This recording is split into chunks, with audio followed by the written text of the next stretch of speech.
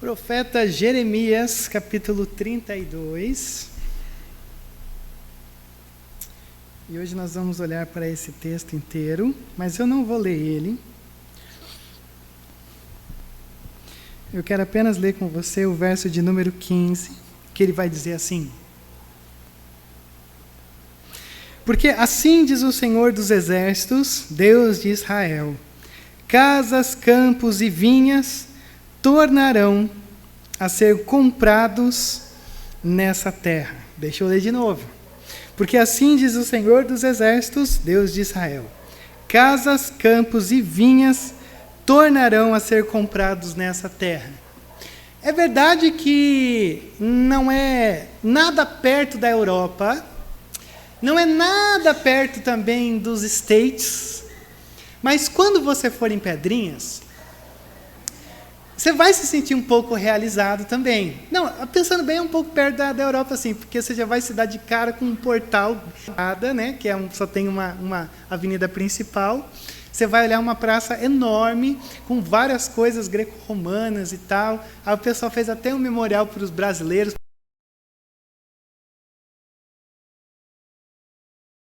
porque depois o pessoal sacou que assim, peraí, os brasileiros têm papel aqui também, mas tem um nome das nossas famílias lá, toda uma coisa assim. Só que se você se atentar na cidade, na frente da igreja católica, que fica no centro da cidade, você vai ver um sino, que foi feito em 2002. Por quê? Porque 2002, a cidade de Pedrinhas completou 50 anos.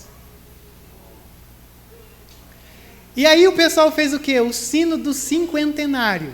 Só que quando você olha, você fala assim, que engraçado, além da molecada da minha época, a gente ficar lá batendo o sino de madrugada, que não tinha nada para fazer, isso era uma diversão no tempo.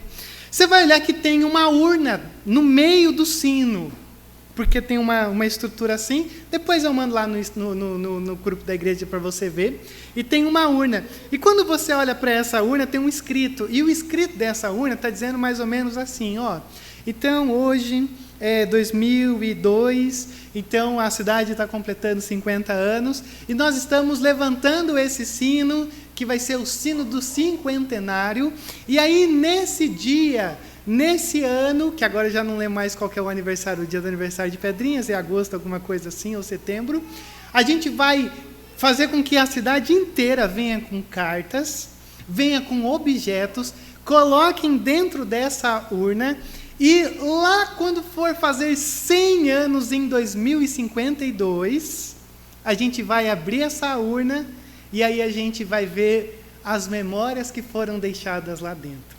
Olha que coisa poética. Eu fico imaginando 2052. Então, todo mundo que vive em Pedrinhas, meio que vive uma contagem, regressiva, né? Que você fica esperando 2052 chegar para você lá ver o que a sua família deixou lá, o que seus amigos deixaram lá, o que foi escrito. E, obviamente, que eu tenho uma expectativa de que eu vou chegar lá e o meu nome deixou um show. Você já está com não sei quantos anos. Eu quero te dizer que você lutou a sua vida inteira à toa, porque está aqui um cheque de 1 milhão, vai lá no Bamerindos e agora saca todo o dinheiro, porque da época dele era do Bamerindos e coisa e tal. Só que essa expectativa eu não sei se é real.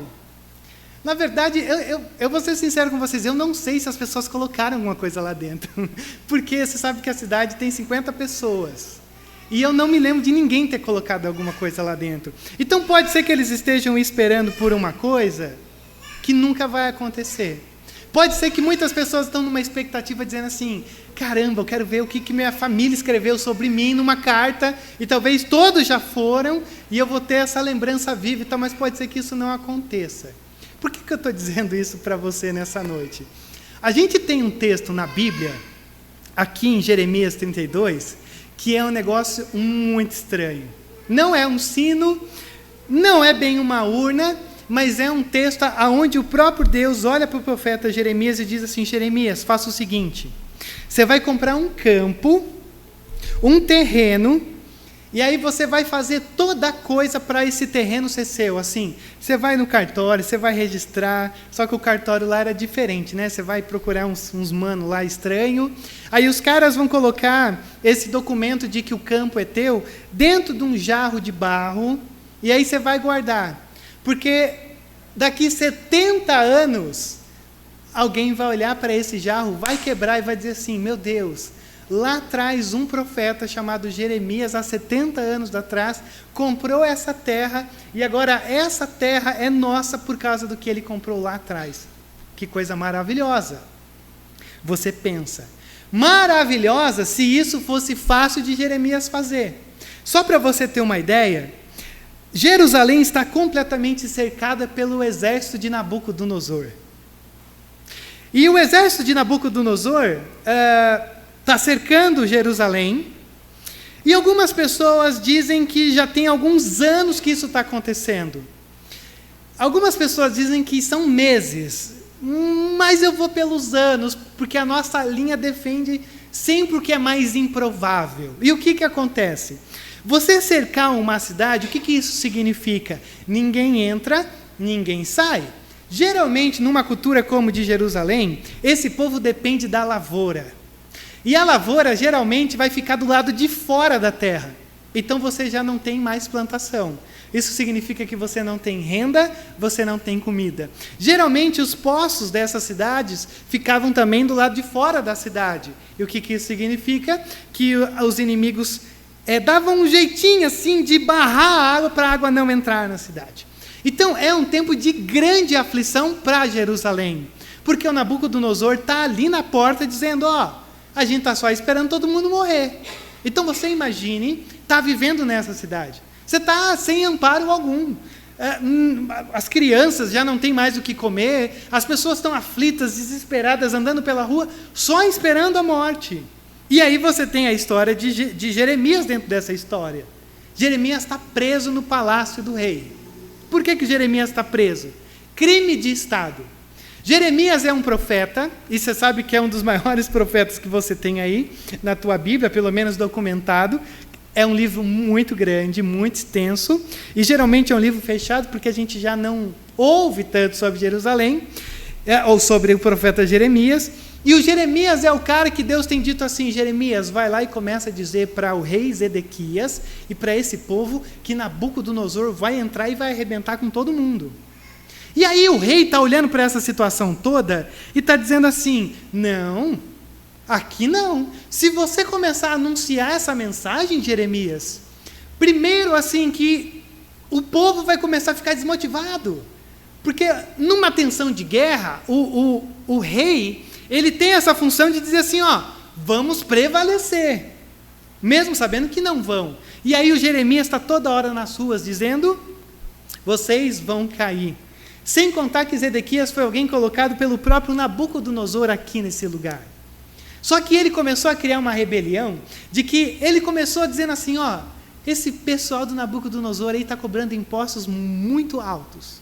Então não vão começar mais a repassar para eles os impostos. Então começou a criar uma espécie de uma revolução, de uma tensão, e aí o Jeremias vem e começa a dizer, a Babilônia vai prevalecer, Nabucodonosor vai prevalecer. E aí o que acontece?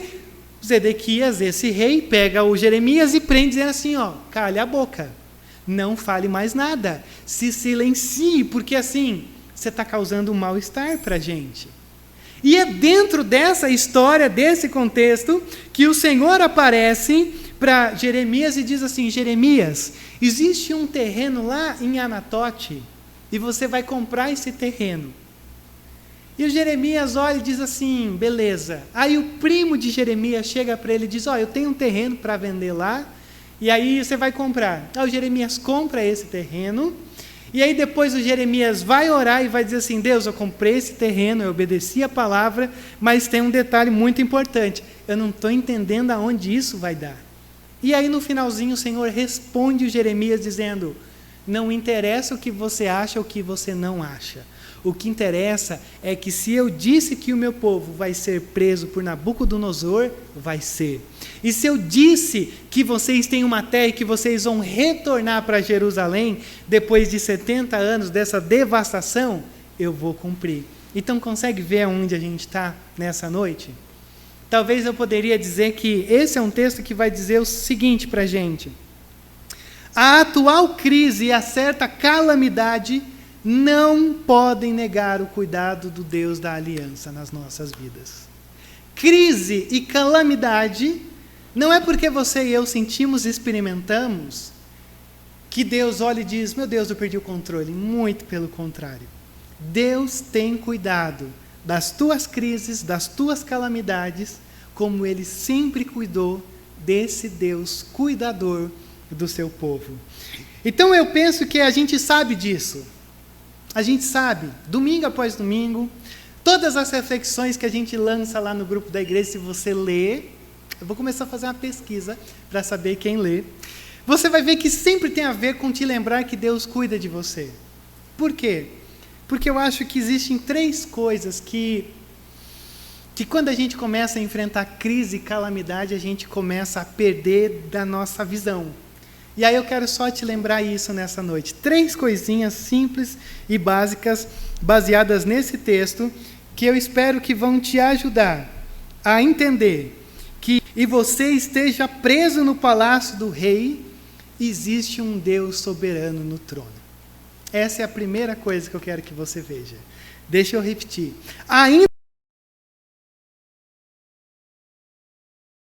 que a cidade esteja cercada e você preso no palácio do rei, ainda existe um Deus soberano governando no trono. Vamos ler comigo aí o verso 1. Ele vai dizer assim: essa é a palavra que o Senhor dirigiu a Jeremias no 10º ano do reinado de Zedequias, rei de Judá, que foi o 18º ano de Nabucodonosor. Verso 3. Zedequias, rei de Judá, havia aprisionado Jeremias, acusando-o de fazer a seguinte profecia: o Senhor entregará a cidade nas mãos do rei da Babilônia, e este a conquistará. Zedequias, rei de Judá, não escapará das mãos dos babilônios, mas certamente será entregue nas mãos do rei da Babilônia. Falará com ele face a face e o verá com seus próprios olhos. Ele levará Zedequias para a Babilônia, onde esse ficará até que o Senhor cuide da situação dele, e ainda se eles lutarem contra os babilônios, não serão bem-sucedidos. O que a gente tem aqui?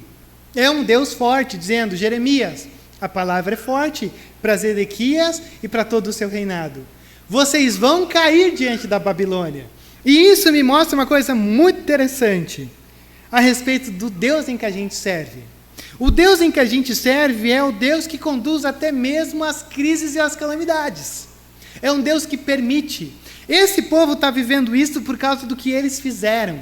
Quando você vai olhando a história dos reis de Judá, de Israel e tudo isso, você vai ver que grande parte deles vão vivendo uma história de que cada vez mais eles vão se afastando de Deus. E quanto mais eles vão se afastando de Deus, mais as coisas vão dando errado. E aí o Senhor sempre vai dizendo ou mandando um profeta para dizer, voltem para mim, porque se vocês não voltarem, eu vou trazer as outras nações contra vocês. E aqui é um resultado disso. A progressão da maldade dos reis, do povo de Deus e do próprio povo, começa a chegar no momento onde eles estão completamente sitiados, estão cercados pelos inimigos. E aí eu comecei a perguntar uma coisa: o que a gente faz quando a gente está cercado pelos inimigos? Essa é a nossa pergunta. O que a gente faz quando os nossos inimigos não apenas estão cercando, mas as rampas já estão colocadas no muro, e eles estão começando a subir para tomar conta de tudo aquilo que a gente tem, de tudo aquilo que a gente é. O que você faz quando a sua vida começa a ser sitiada por aquilo que causa uma aflição no teu coração? E aí eu comecei a olhar para esse texto e eu pensei numa coisa. Eu tentei me colocar nessa condição, como se eu fosse um cidadão desse lugar. Eu não consigo mudar a história que já foi traçada por Deus. Eu não consigo ter acesso a Nabucodonosor. Eu não consigo sozinho criar uma revolução. E eu comecei a olhar e pensar o seguinte: essa é uma situação em que não tem o que fazer. E você já se encontrou numa situação em que você olha e você diz assim: não tenho o que fazer. Eu já pensei em todas as possibilidades de como eu conseguiria livrar o meu povo dessa situação, e eu percebi que não tenho o que fazer. E grande parte das minhas aflições como pastor dessa igreja, e de outras pessoas que às vezes estão envolvidos com a gente, é que quando essas pessoas vêm para mim e dizem: está acontecendo isso, e a primeira coisa que eu faço é dar aquele flash assim na minha mente para dizer: aonde que tem isso na Bíblia? Ou aonde que alguém já passou por isso? E aí de repente eu chego numa situação que eu digo assim: cara, essa é uma daquelas situações que não tem o que fazer. E geralmente eu fico extremamente aflito quando vem alguma coisa e eu digo assim: eu não tenho resposta, eu não sei o que fazer, eu não sei o que te dizer. E aí quando eu me encontrei com esse texto, eu percebi uma coisa que eu nunca tinha percebido. Existem algumas situações que não tem a ver com o que a gente deve fazer ou não, mas existem algumas situações que tem a ver com aquilo que a gente deve lembrar. Não é sobre fazer, é sobre lembrar. Rodrigo, lembrar o quê? Que Deus está no controle. Não tem o que fazer. Mas só quando não tem o que fazer, tá? Não vai cruzar o braço diante da fatura do cartão, que você foi responsável, e dizer assim: Deus, agora é contigo. Não, peraí, é só quando é numa coisa assim que você olha para todo lado e você fala assim: cara, não tem o que fazer. Se a gente tivesse um modelo mais de compartilhar, a Tuane estava me contando a história essa semana de um rapaz que frequentava uma igreja que ela ia lá em Curitiba. Um menino novo descobriu um câncer em nível 4. E a Tuane começou a contar a história assim, e eu falei: cara, não tem o que fazer. Não tem o que fazer. E é nesses momentos que eu fiquei assim: mas a gente tem que fazer, porque a gente sempre aprendeu a responder. Mas quando chega a esses momentos, eu acho que a gente tem que pensar no seguinte: Deus, o Senhor é soberano. O Senhor sabe por onde os meus caminhos vão. Preso ou não, isso não significa que Deus não está controlando. Muito pelo contrário. Isso só mostra que a gente às vezes precisa, e é geralmente esse o papel que a gente faz, quando as pessoas se encontram nesse dilema, e você diz assim: não tem o que fazer, sabe qual é a melhor resposta para se ter, ou se ouvir? Vai tudo ficar bem. Não, mas pode ser que o tratamento do nível 4 do câncer não dê certo, e possivelmente não dá certo. Mas quem falou que a morte dá errado para um crente? Quem falou que quando a gente está diante de uma dor profunda de perder alguém que a gente ama, deu errado? Porque o que nos espera na vitória final é um triunfo inenarrável. E aí quando eu olhei para isso, eu disse assim: Deus, eu acho que algumas coisas a gente vai carregar o resto da vida. Mas não me entenda mal, não é que eu estou jogando as coisas lá para a eternidade, mas eu acho que só vai ter coisa que a eternidade vai responder. Algumas coisas do nosso coração. Porque pode fazer terapia, pode passar em aconselhamento, pode conversar com todo mundo, pode orar, mas algumas coisas só vão ser respondidas com a soberania de Deus, sabendo que o Senhor está com a gente e que lá a gente sabe que vai ficar tudo bem. Afinal de contas, a gente sobe tendo as nossas lágrimas enxugadas. O que isso significa? Até essa subida, até lá, quando a gente chegar, a nossa lágrima vai estar nos nossos olhos. E é bom a gente pensar que alguém que diz assim que vai tudo ficar bem não é um ser humano, não é o Rodrigo, é o próprio Deus que diz para a gente: vai tudo ficar bem, só vai indo. Está cercado, está preso aqui no palácio, mas saiba de uma coisa: nada do que você está passando aqui hoje vai alterar essa rota. Nada do que você está passando aqui hoje vai te mudar desse caminho que eu estou te levando. Então só confia que mesmo que você está cercado, preso no palácio do rei, a soberania de Deus continua governando, cuidando de você. Essa é a primeira coisa que eu quero que você lembre nessa noite. A segunda coisa que eu quero que você veja aqui comigo, e aí eu vou levar um pouquinho mais de tempo, porque o texto é riquíssimo e extremamente sensível.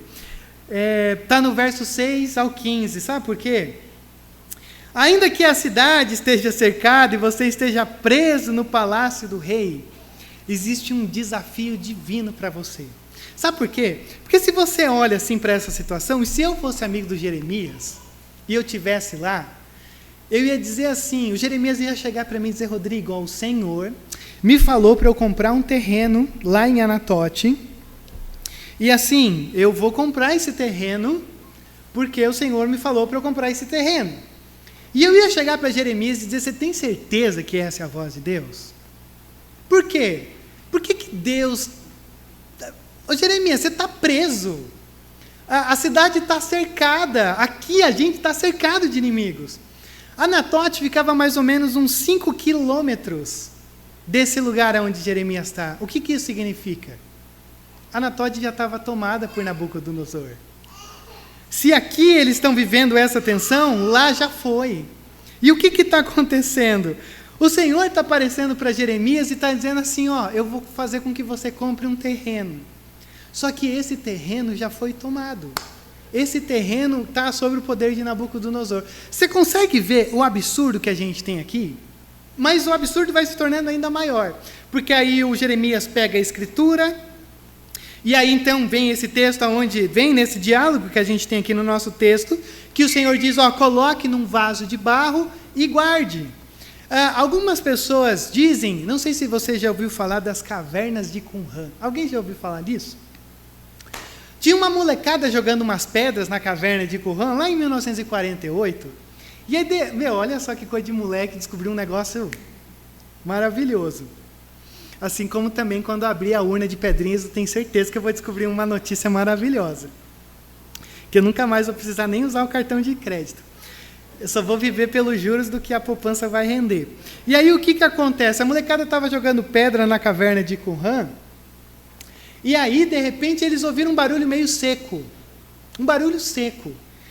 Aí chamaram umas pessoas lá, quando o pessoal chegou lá, os caras encontraram vasos. Vasos de argila.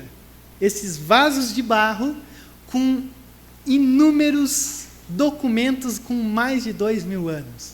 Para você ver como o negócio é muito certo.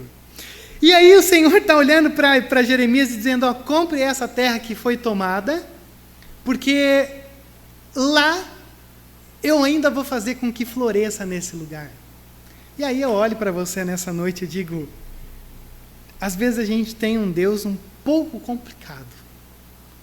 Porque momento de crise, momento de calamidade, não é tempo de comprar, é tempo de poupar. Não é tempo de fazer, é tempo de não fazer. Não é tempo de ir, é tempo de ficar. E aí esse é um texto que olha para a gente e diz assim, comprar esse terreno, Jeremias, exige uma fé muito grande de você. E eu comecei a pensar naquela famosa coisa que a gente tem. Rodrigo, quando as coisas melhorarem, aí eu vou... desculpa dizer isso para você, mas sempre a gente vai estar cercado e preso em alguma coisa. Nunca vai ter tempo favorável. Porque o Senhor sempre vai pedir algumas coisas que, por algumas vezes, vai um pouquinho, ou quase além do limite da nossa razão. Porque comprar um terreno tomado é uma coisa contrária ao que a gente vive geralmente. Sabe que às vezes eu falo assim, meu Deus, mas a gente como presbiteriano, a gente é complicado, viu? Ele postou, acho que foi na sexta-feira, é um pessoal que compraram um terreno e estão fazendo uns projetos legais e tal, ali na comunidade dos 3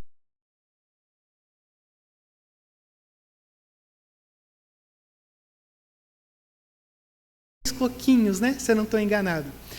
E a gente tem uma certa amizade, assim. E ele postou o seguinte lá no Instagram dele.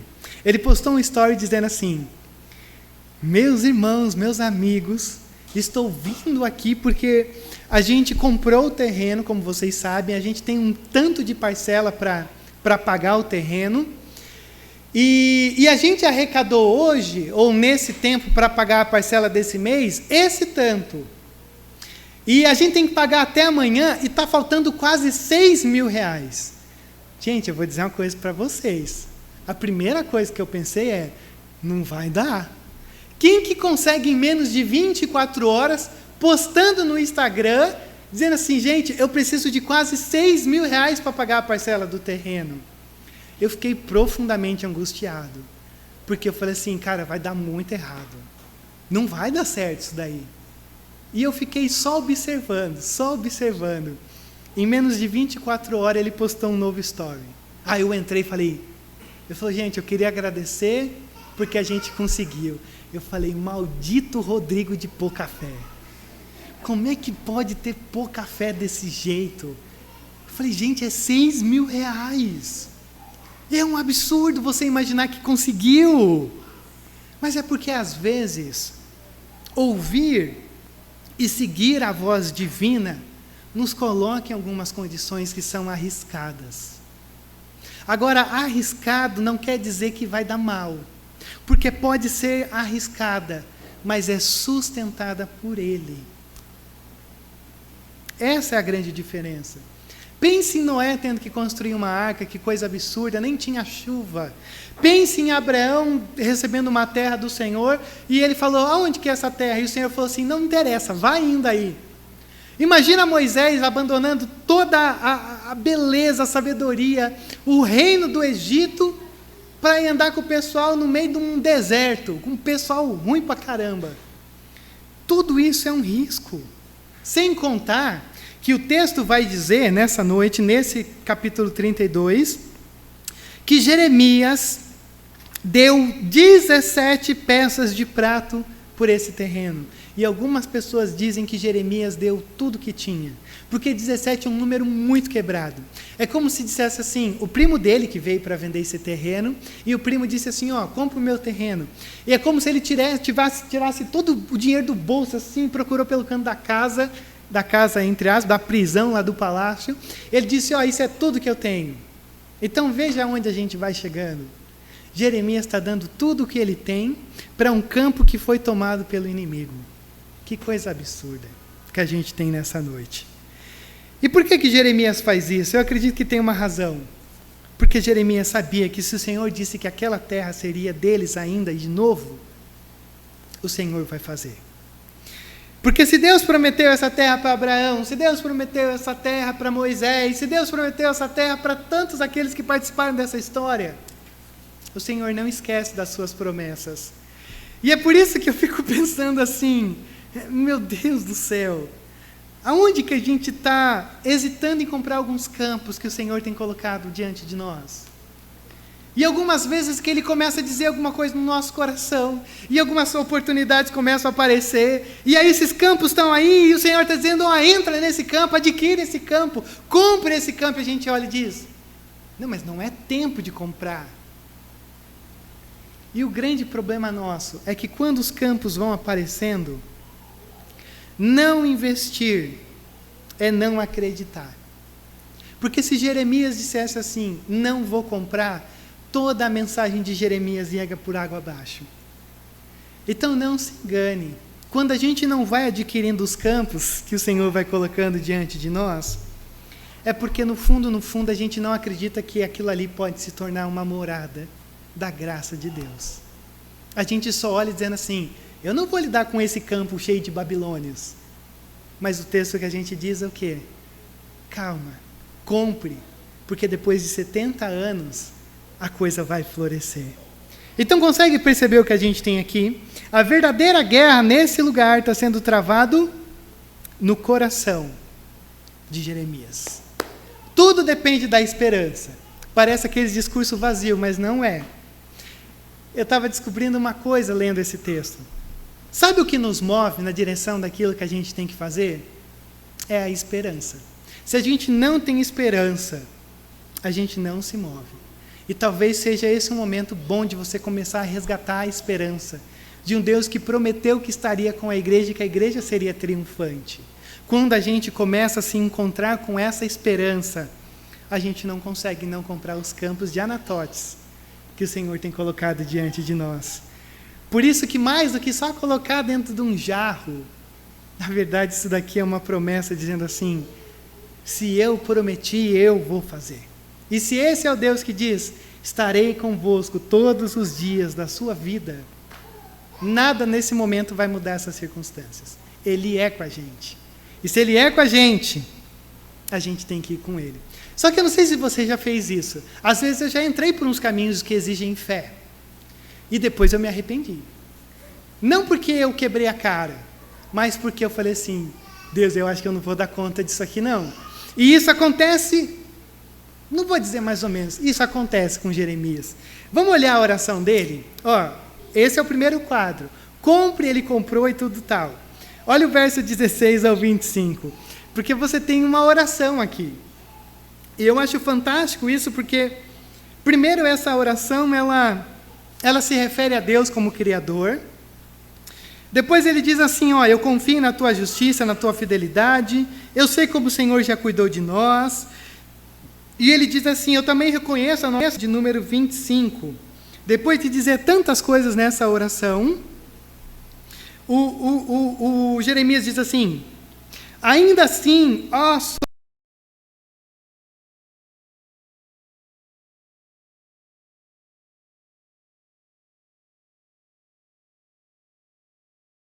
soberano Senhor, tu me mandaste comprar propriedade e convocar testemunhas no negócio, embora a cidade esteja entregue nas mãos dos babilônios. Tem uma tradução de uma Bíblia que eu não encontrei, mas eu ouvi falar, que ela tem um traço. É tipo assim, veja comigo. Ainda assim, ó soberano Senhor, tu me mandaste comprar a propriedade e convocar testemunhas dos negócios. É como se Jeremias se dissesse dizendo assim: o Senhor fez eu comprar, as testemunhas estão aí, e de repente a voz some. Sabe quando você está falando e de repente você dá aquela engolida seca no choro? E aí tem uma Bíblia que coloca um traço dizendo assim: o Senhor colocou essas testemunhas, traço, engole o choro, embora a cidade esteja entregue nas mãos dos babilônios. Ele está dizendo: Deus, eu estou orando, eu estou te buscando, eu estou bendizendo, eu estou acreditando, eu fiz isso acontecer.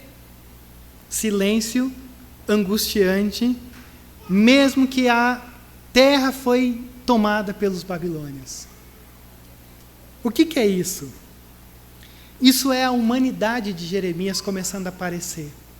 Porque se por um lado a gente compra alguns campos das Anatotes daí da vida, geralmente quando a gente coloca a cabeça no travesseiro, você começa a fazer assim: meu Deus do céu, como é que eu assumi isso na igreja? Como é que eu assumi isso na minha vida pessoal? Talvez eu não vou dar conta, cara.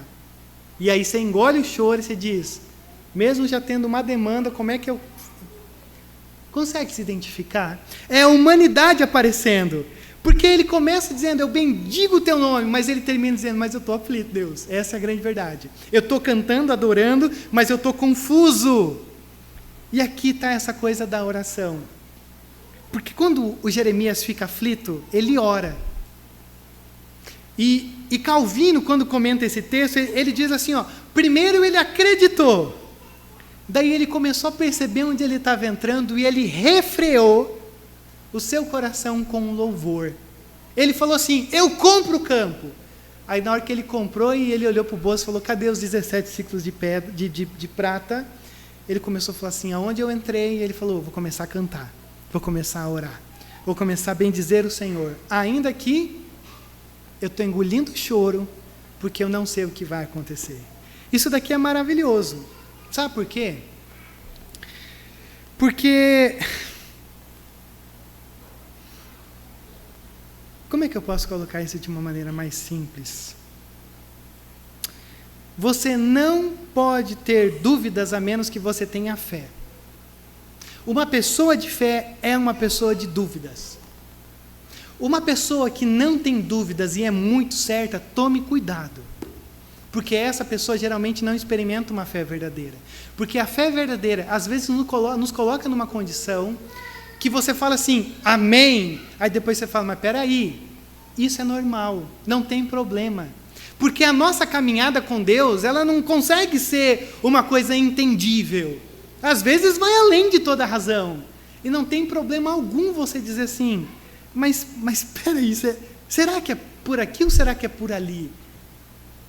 Por quê? Porque ainda que a cidade esteja cercada e você esteja preso no palácio do rei, existe um Deus te desafiando. E desafio pressupõe dúvidas. Mas dúvidas que não te param. Dúvidas que te fazem derramar diante do Senhor e dizer assim, Pai, eu te louvo, eu bendigo o teu nome, eu conheço a história, eu sei o que a gente está passando, eu reconheço a culpa, mas eu não estou entendendo. Antes de você derramar a tua angústia, tem todo um caminho maravilhoso. Diferente de ficar reclamando aqui e ali, ele louva, ele engrandece. Tão maravilhoso como esse que a gente tem diante de nós. E a terceira e última coisa que eu quero que você veja aqui comigo, além de reconhecer a soberania de Deus, além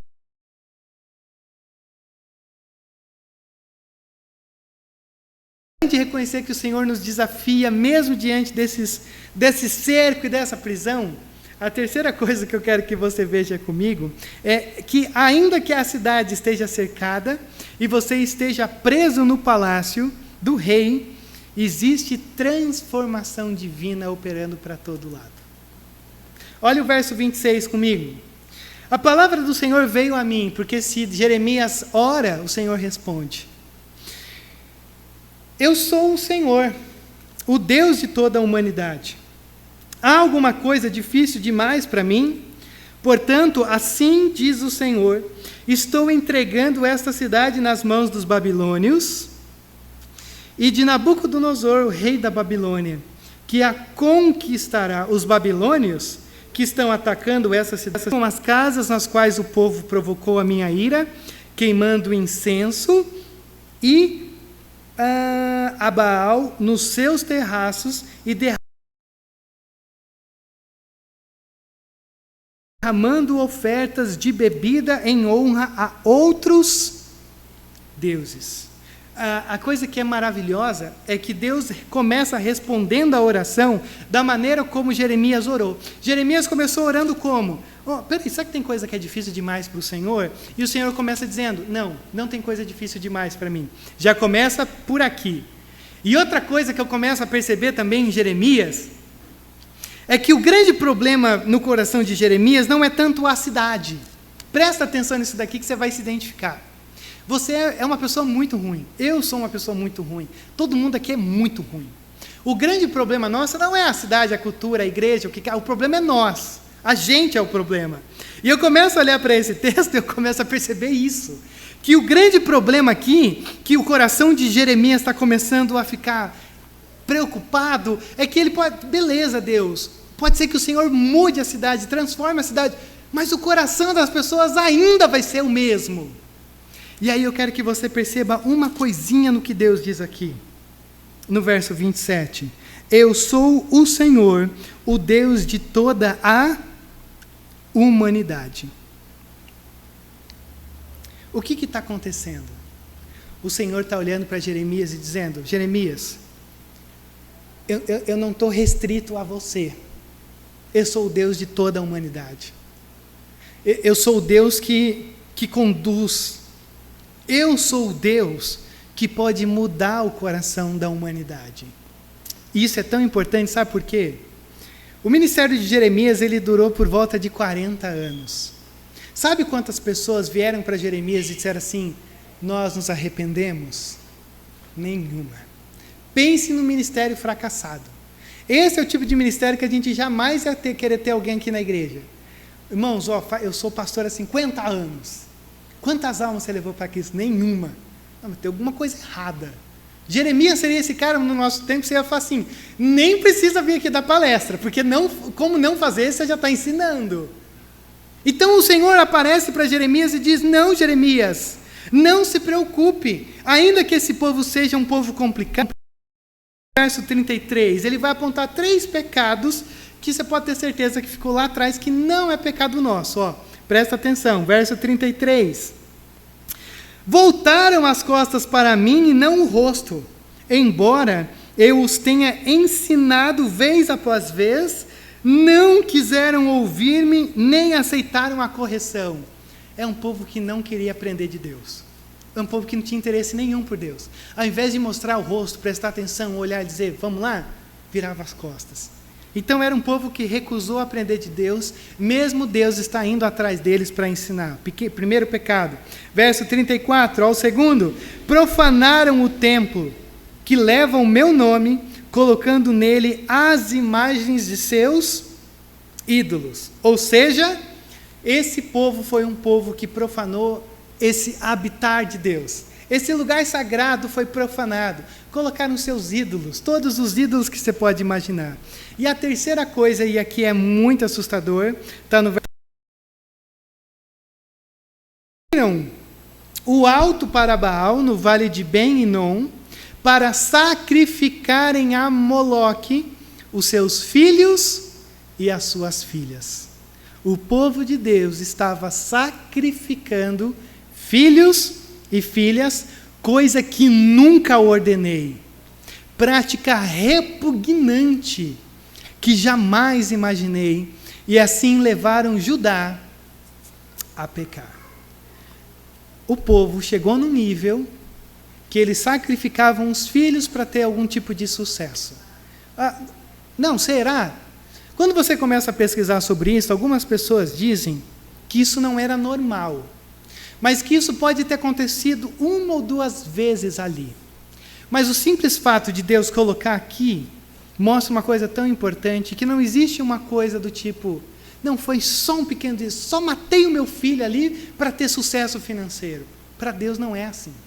Deus está ao ponto de condenar uma nação inteira, então, por causa de uma pessoa que fez isso. Porque é o povo de Deus, é a unidade do povo de Deus. Então ele diz, olha só o que vocês estão fazendo. Vejam aonde vocês estão indo. Então não se trata só de um deslize. Se trata de um povo complicado. E esse povo complicado é o povo que nós somos. Porque é o mesmo coração. É a mesma humanidade caída pelo pecado. Mas aí, olha só como o verso 37 começa a trazer uma luz para a gente.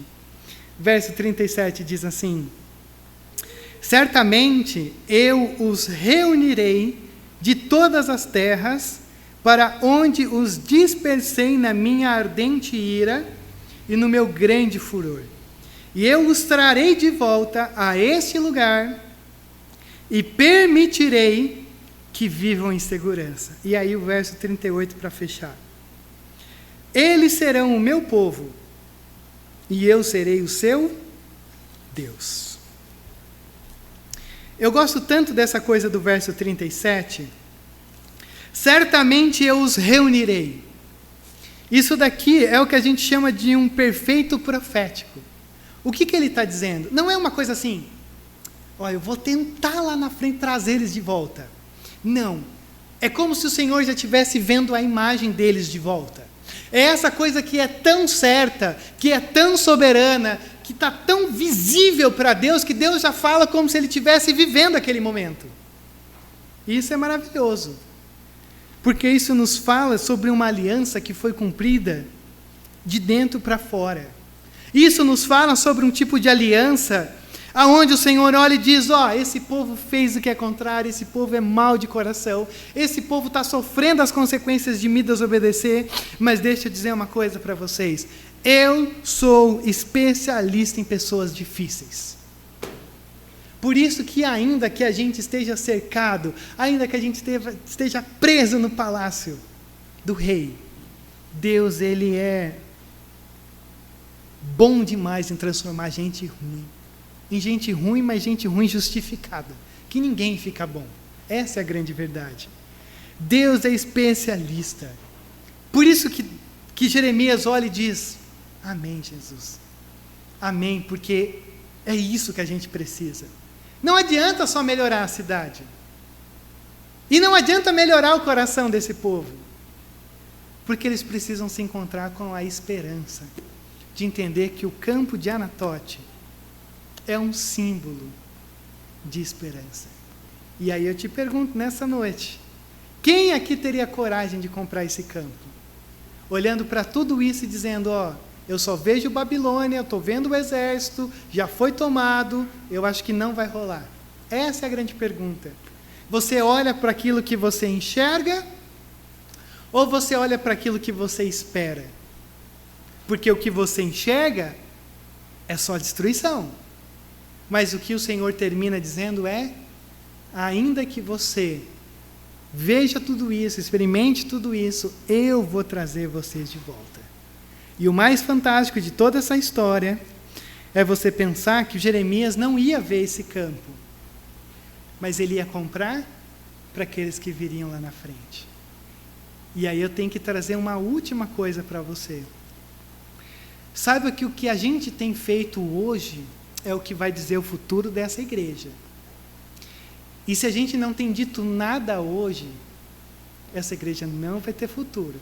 Rodrigo, mas como é que pode? Não, a igreja institucional, ela acaba.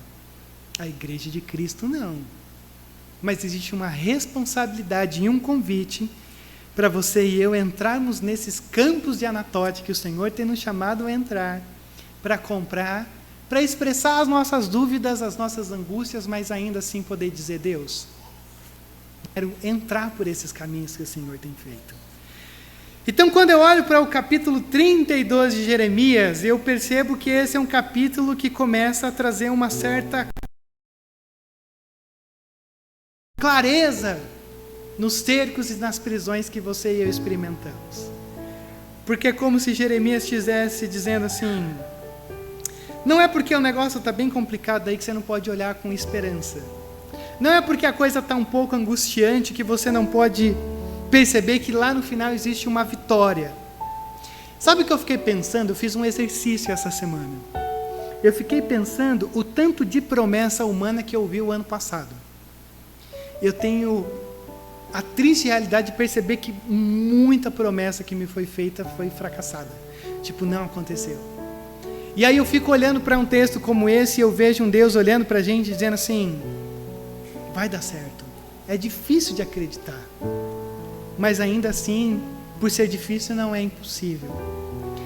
Porque se a gente olha para um texto como esse, e a gente vê o Senhor falando: ó, coloque a escritura num vaso de barro, o nosso contexto é um pouquinho melhor.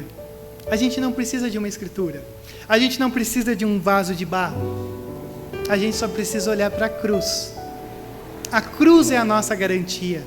A cruz é a nossa esperança. A cruz é a maneira de Deus olhar: vocês podem confiar em mim. Porque o terreno era só uma sombra. Era só um meio, um símbolo para o povo acreditar. E igual lá em Pedrinhas, pode ser que deu não. Mas para a gente a cruz já foi feita. E a cruz já diz tudo. Sabe que... Última historinha, tá? Eu estava lendo uma história, uma irmãzinha, quando fala irmãzinha, assim, é muita igreja, né? Uma mulher estava passando uma dificuldade muito grande, né? Dificuldade pessoal, financeira, familiar e coisa e tal. Eu estou vendo o que você está passando e é angustiante ver o que você está passando. E eu queria tirar isso, sabe? Eu queria ter o poder de pegar assim com uma mão e tirar tudo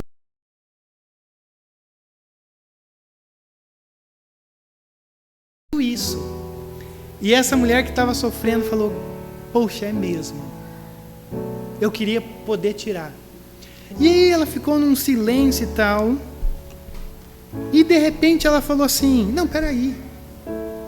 Você não precisa tirar. Porque ele já fez isso.